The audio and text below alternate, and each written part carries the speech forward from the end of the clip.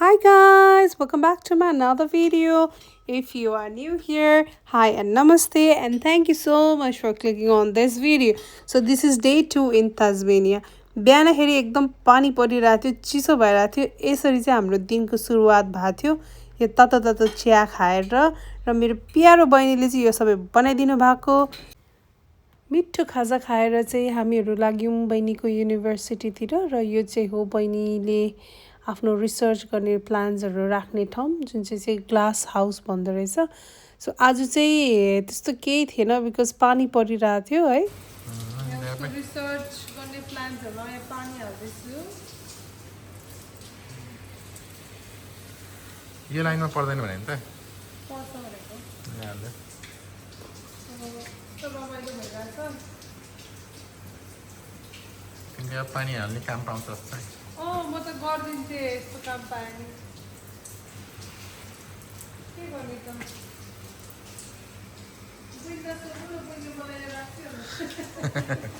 पानी हाल्नुलाई गोडमेल गर्ने होइन यसो खेतीपाती गर्ने यहाँनिर.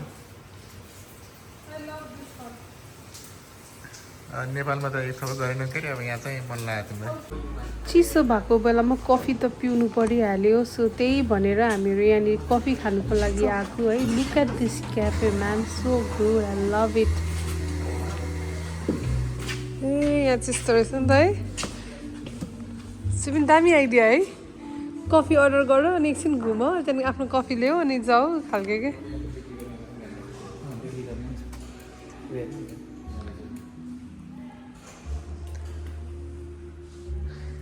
Nice man.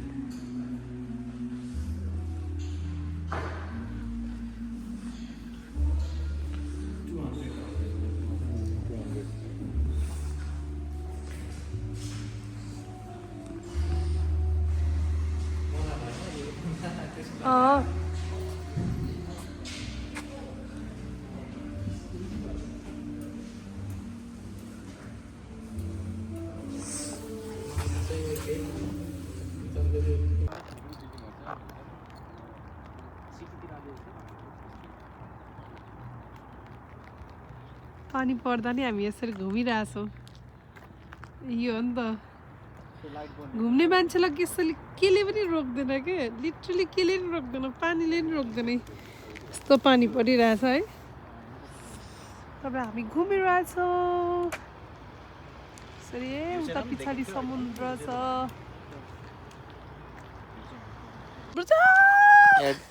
के अरे गीतहरू एड गरेर गर्नुपर्छ कि. ल ल ल ल ल ल ल ल ल ल ल ल. जे पाएँ. सुबिनले चाहिँ एकदमै मलाई धेरै सजेसन दिनुहुन्छ. भिडियोलाई यसो गर त्यसो गर, यसरी बनाउनुपर्छ, गीत हालेर. अब यस्तै कुरा गर्दा गर्दै म चाहिँ आइसकेको छु यो ठाउँमा मेरो भाइलाई भेट्नुको लागि. ऊ चाहिँ मेरो मामाको छोरा हो. सो आएको बेला त भाइलाई भेटेरै जानुपर्छ भनेर भाइसँग एकछिन भेट्यौँ, गफ गऱ्यौँ. एकदमै खुसी लागेको थियो भाइलाई भेटेर है. यो चाहिँ जे होस् आत्मालाई पनि शान्ति दिने खालको खाना थियो है. एकदमै जाडोमा सुपी मिठो थियो. नाकहरू सबै खोल्यो. Thank you so much for watching. See you in the next video. Next video is exciting, day 3.